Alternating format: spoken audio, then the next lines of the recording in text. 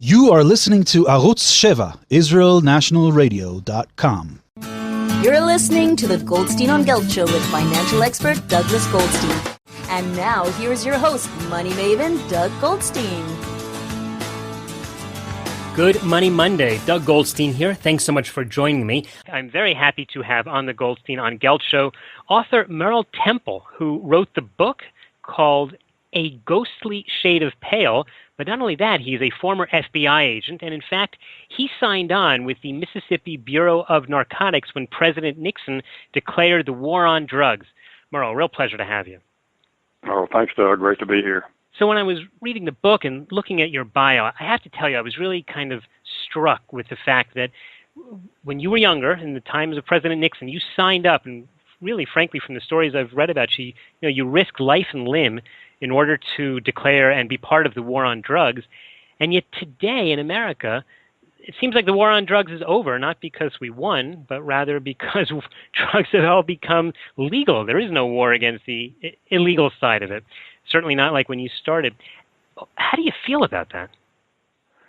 Well, when we started, we were very idealistic, naive, I would think would be safe to say, and we had really no idea what we were up against. And there was just a tremendous amount of money, illegal money, involved in drug trafficking. And if you worked hard and as an agent or an agency and you took out one major organization and you thought all was going to be well then, it really wasn't, because there were 4 or 5 waiting in the wings to take their place. When demand is so high and profits are so high, someone is going to step in and fill that void. And we learned pretty soon early on that it was kind of like trying to dam up the Mississippi River here, as we say, with a shovel. And so over time, I think many factors have figured in. The prison systems in America have just been overflowing, with people convicted of drug crimes, sometimes very minor drug crimes, and convicted and sentenced to very long draconian sentences. And, the system just won't bear that for very long. And so there's many factors involved, and I think to lead us to where we are today. So do you think that the decision now to actually legalize for example, marijuana in Colorado was a good idea? Well, it's hard for me to say it was a good idea, but I do think some adjustment had to be made about the long sentences that were being handed out for very minor drug crimes. I do believe that prisons are places we should reserve space for, just for those who truly scare us and are a real threat to our neighbors or to national security. And there's still a big war here on traffickers, I think, especially of certain types of drugs. But there is a movement away from some of the lesser offenses because for many reasons the system just won't bear it. And I think the cost to society, you have to weigh that in too.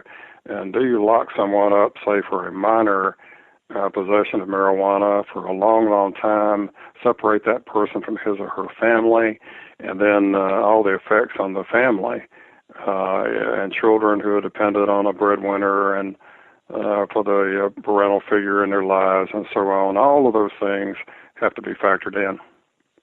Well, I'll tell you, I'm a little surprised. It sounds to me, I would have thought that someone who had been really, literally risked your life. Maybe you'll tell us that story in a minute about when you were out there in the field to try and stop some of these drug dealers.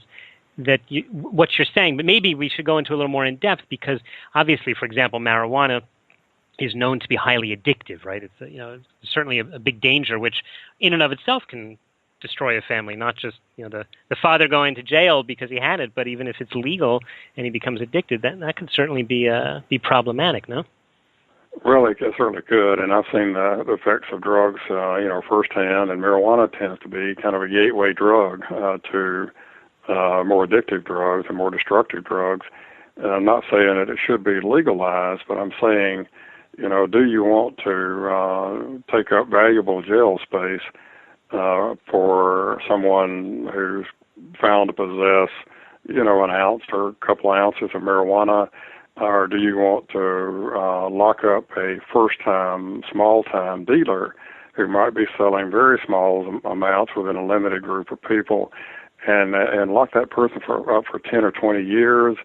In some of the sentences we have now under the federal sentencing guidelines, which also eliminated parole. And so when you lock somebody up for that, I mean, I think very practically it's a very terrible use of resources, and you have to just back up and weigh everything. Where can you do the most good in interdicting drugs and partnering with other countries on enforcement against production? And so you just have to work a little smarter. And I think because of what I've been through and being held hostage like I was undercover, and while they debated on where to put my body after they killed me, meeting contract killers who lured me out at Memphis to assassinate me, and my men and I being ambushed by a sniper in a terrible gun battle during a heroin deal, I think it gives me a certain credibility, I hope, to speak on this and call for a little common sense. Yeah, that is true. We are talking with Merle Temple, who is a former FBI agent, a real hero to law enforcement, and he wrote a book called A Ghostly Shade of Pale. Merle, let's talk a little bit about your background. Not only are you an author, but you've been involved in drug enforcement and politics and public relations, and you've been on boards, and now you're writing about it. What's the common thread that got you to where you are today? Well, I probably lived 3 or 4 lives in one. And here in my old age, at 66, I'm now writing about it. And Ghostly Shade of Pale is about the days when I left Ole Miss, University of Mississippi, and went right into drug enforcement. And when it was the whole concept was kind of new, and there weren't many of us. We were flying by the seat of our pants, and we improvised and made it up as we went along, just to survive sometimes. And I think that prepared me too for the coming battles in the corporate world and in high-level politics, for sure, where very little that you see is actually real, and nothing is ever quite as you see there. And you learn very quickly in all these aspects of my life that Lord Acton was right when he said that absolute power corrupts absolutely. Well, I have to say that's a little bit depressing to hear you say that. So how come you ended up writing a novel when you had so much nonfiction and so many nonfiction stories you could have shared? Well, it's much easier to write about it in a novel form, and I think in many ways you can reach people, and you have a little more leeway when you're using fictitious names, perhaps based on characters that you've met in your life or inspired by some. Some might be composite characters, but you have a little more freedom to tell what really happened and inform people about a history that they think they know, but they probably don't. And the reason I think some people who maybe don't read fiction or novels would like A Ghostly Shade of Pale and the two books in the trilogy to follow, A Rented World being the second, which I'm working on right now, is because there's a ring of truth in this fiction, because it's all gleaned from memory. Mm-hmm. I got you. So it's got a real feeling of what actually happened. So tell us, in the book business that you are now in, where is this book going? I understand there's getting a little more excitement on the Hollywood scene too.